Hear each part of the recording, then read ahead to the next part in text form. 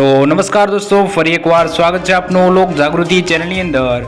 तो दोस्तों, आजना वीडियो अंदर हवामान खबर, विविध योजनाओं तेमज विविध खेडूत समाचार विषे माहिती आपवामां आवी छे। तो वीडियो पसंद आवे तो वीडियो ने लाइक करी अपनी आ चैनल लोक जागृति ने सब्सक्राइब जरूरथी करी लेजो।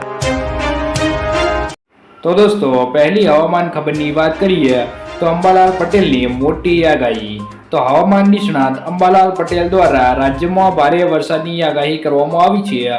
तो बंगालना उपसागरमां सिस्टम सक्रिय थवाना लीधे 30 जुलाई सुधीमां दक्षिण गुजरातना भागोमां भारेथी अति भारे वरसादनी आगाही करवामां आवी छे।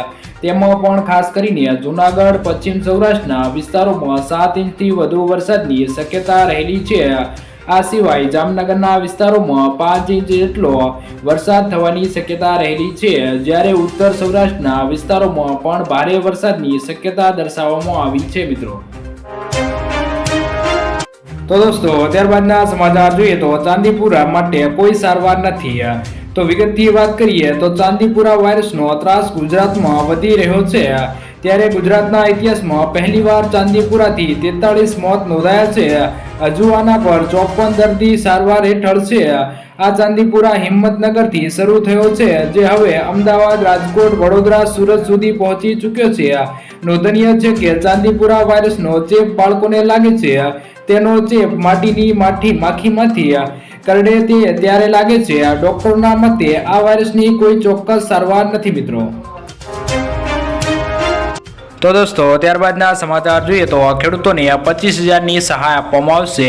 તો ગુજરાત રાજ્યના ખેડૂતોને પૂર, દુકાળ અને અતિવૃષ્ટિ જેવી કુદરતી આપત્તિઓમાં રાહત આપવા ઓગસ્ટ 2020ના રોજ ગુજરાત સરકાર દ્વારા મુખ્યમંત્રી કિસાન સહાય યોજના શરૂ કરવામાં આવી છે।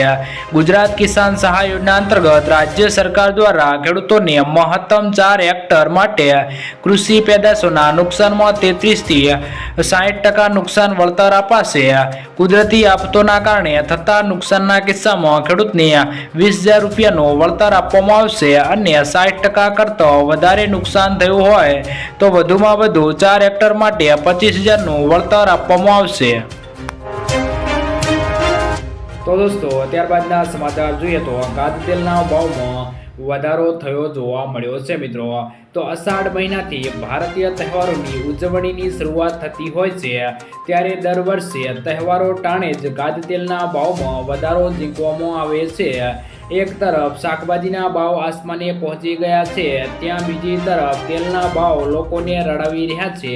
2 મહિનામાં ચોથી વાર સિંગતેલના ભાવમાં વધારો ઝીંકવામાં આવ્યો છે। આ વખતે સીધો 40 રૂપિયાનો વધારો કરાયો છે। તો રાજકોટમાં આજે ખુલતા બજારે સિંગતેલના ભાવમાં વધારો કરવામાં આવ્યો છે।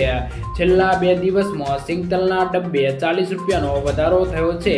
તો બીજી તરફ કપાસિયા તેલ થોડું સસ્તું થયું છે।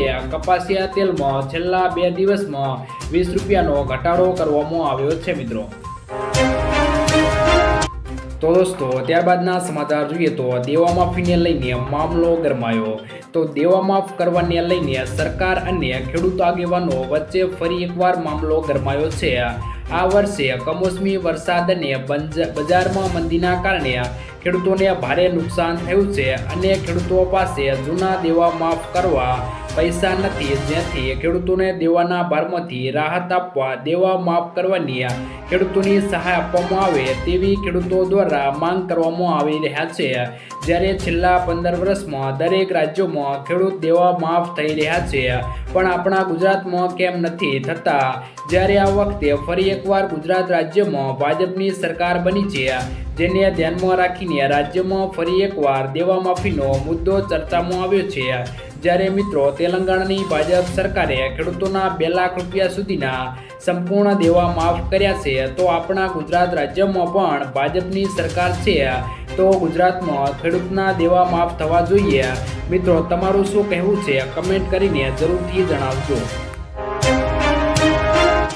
તો દોસ્તો, ત્યારબાદના સમાચાર જોઈએ તો 2000ના હપ્તા માટે આ કામ ફરજિયાત છે મિત્રો। તો વિગતથી વાત કરીએ તો ભારત સરકાર દ્વારા પ્રધાનમંત્રી કિસાન સન્માન નિધિ યોજનામાં રજીસ્ટર થયેલા ખેડૂત લાભાર્થીઓ માટે 17મા હપ્તાની ચૂકવણી માટે લાભાર્થીઓને ચકાસણીની કાર્યવાહી આગામી 31મી જુલાઈ સુધી ચાલુ છે।